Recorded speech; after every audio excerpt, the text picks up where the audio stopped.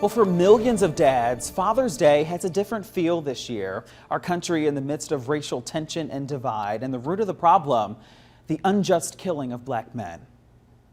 I just wanna live.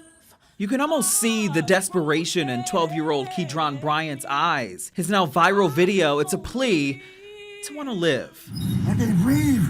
And cell video like this, a reminder to many black fathers like Reggie Smith. You want to always let your kids know that you love them. Smith on his first Father's Day without his youngest son, Takeem King. King was shot and killed outside of Seven Brothers convenience store last weekend. He could have changed the world. He could have made a big difference, made an impact, like a fingerprint.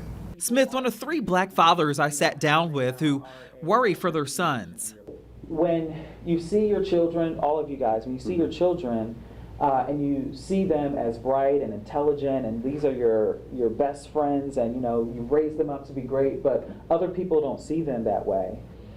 Tom, how do you feel about that, knowing that the world doesn't see them in the way that you do? It's sad.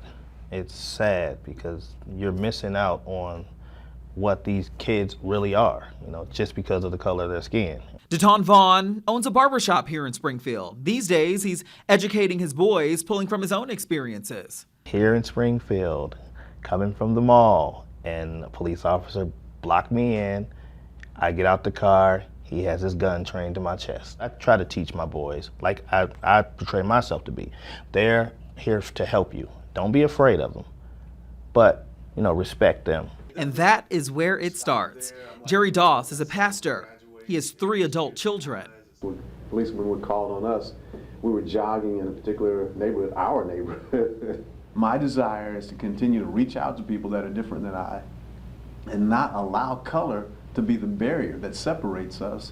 There have been a handful of white people, even in my life, who have kind of come up to me, not sure what to say and how to say it, but they're listening right now. And what do you want them to know? We're not a threat. We're not a threat. I want people to know that we bleed just like you bleed.